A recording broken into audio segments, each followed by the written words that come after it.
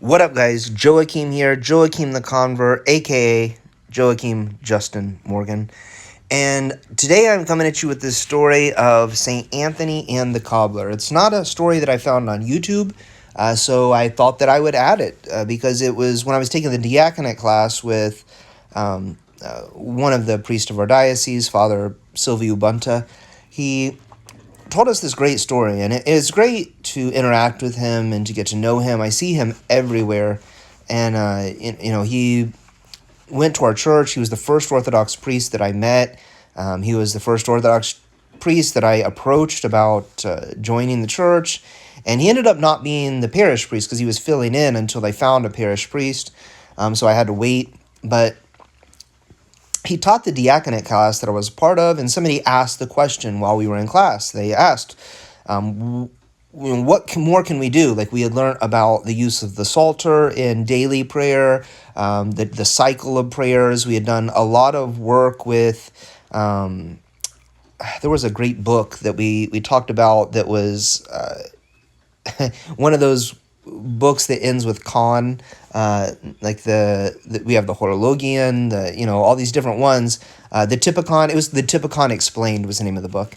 And, we had learned all these different cycles and monastic uses of prayer and things. And the guy is like, what more can I do? What else can I do? And Father Silviu responded to him, and he said, you don't do anything else. You can say the Jesus prayer when you're, apart from that, but don't add anything else in. Otherwise, you end up kind of going into the danger of developing some spiritual pride or thinking more highly of yourself than you ought to.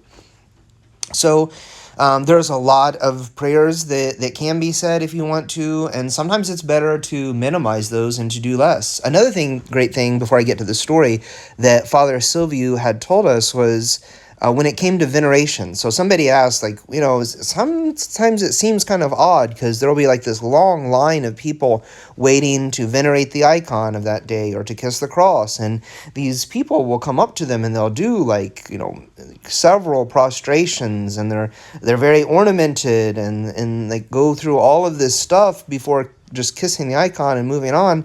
And there's this long line of people. And Father Silviu told the story about how when he was on Samopitra and Mount Athos, that he would go, and when there were lots of people there, the monks themselves would just go simply kiss the icon and move on. They wouldn't go through all of the stuff. But when they were either just mostly only the monastics there, or they were, there was not very many of them, or somebody was in the church by themselves, or in the narthex by themselves, or nave by themselves, then they would go and they might do many prostrations and many things, but it depended on, being sensitive to everyone else around you and not making yourself the center of attention and not drawing a lot of attention to yourself and being humble. So Father Silviu's advice was, if there's people standing behind you waiting on you, then just simply kiss the icon and move on.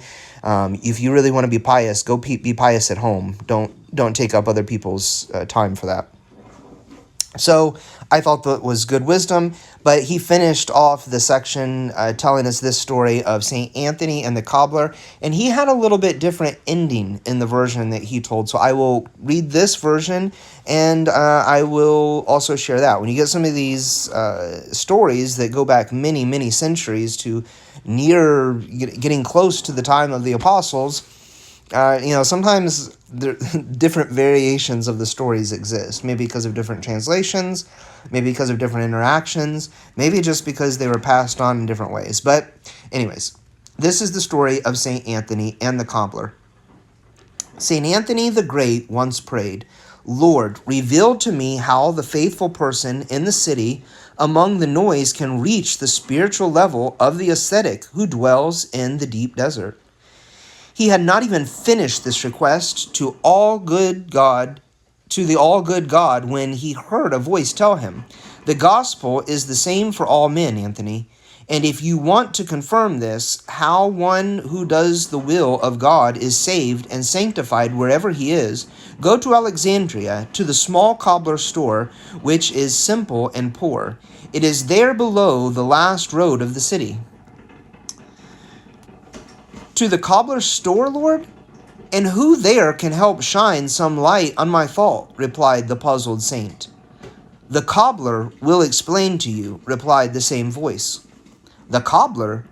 What does this man know about struggles and temptations? What does the poor toiler know of the heights of faith and of the truth?" he wondered.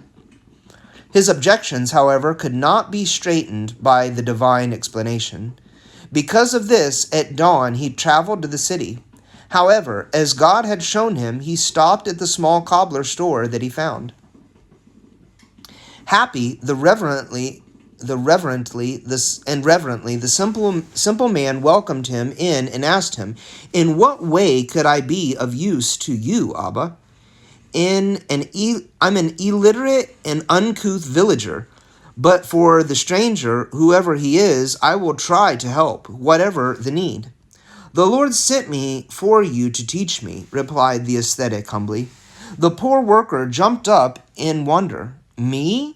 What could I, the illiterate one, teach your holiness? I don't know if I have done anything good or noteworthy in my life, something which could stand unadulterated before the eyes of God. Tell me, what do you do? How do you pass your day?" "God knows. He weighs and judges things differently," replied St. Anthony. "I, Abba, have never done anything good. I only struggle to keep the holy teachings of the gospel, and further, I try to never forget, to never overlook my shortcomings and my spiritual fruitlessness.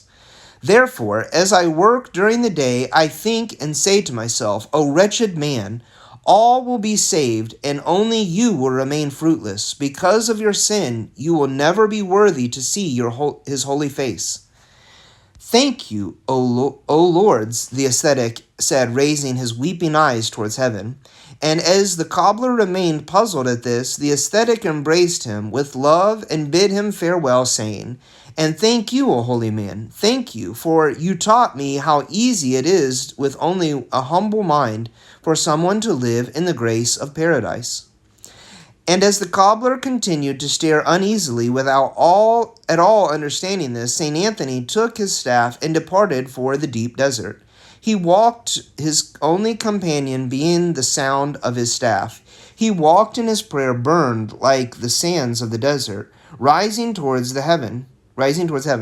He traveled all day and prayerfully reflected on the lesson that he received that day from the poor cobbler. Humility. This, therefore, is the quickest path to the gate of paradise. He said in his thoughts, "Humility is the robe which God clothed himself with and came to earth as a man." The saint said, and he struggled to perceive the greatness of this holy virtue. He walked praying in his noose, and he brought to mind whatever God had taught him, until immediately before him he saw thrown underfoot a countless number of traps of every sort, terrible notions, machinations never before seen. "My God!" he exclaimed, and turned the frightened eyes of his soul towards heaven. "Who could ever flee, O Lord, from such traps and ruses?" Humility, Antony, this can singly deliver from all of these. He again heard the sweet beloved voice deep within his heart, and this was the response which instilled light within him and gave him courage for new battles which he experienced with the deep desert, with the eternal enemy of man.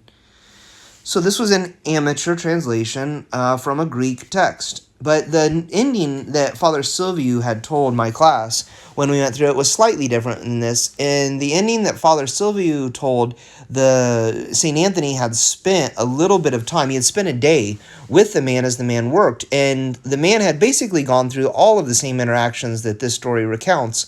But what St. Anthony noted in the story that Father Silviu told us was that the man would pray for every villager that passed by. And in his heart, he would hope that that man would be blessed above himself, and that the mercy of God would be poured out upon all those people. And this was how the cobbler spent his days, which obviously that probably was true of, in both stories, but the way that Father Silviu told it to my class, that's the way we that's what stood out to me about that story was the cobbler's concern for the villagers, his love for other people. And both stories drive home this idea of humility, and both ways of telling it focus on the humility of the cobbler as a point of faith and to understand it that way. But I kind of preferred the way that Father Silvio told it. I don't know if, maybe he was just telling it from memory and that part was just something that stood out to him. Maybe it's because he knows the story from Romanian and this was a translation from Greek. So it's hard to say. But hopefully you have been blessed. And I hadn't seen this story on YouTube when I had searched for it. So hopefully this story of St. Anthony and the cobbler is a blessing to you as well. You guys take it easy, and I'll talk to you in a video coming very soon.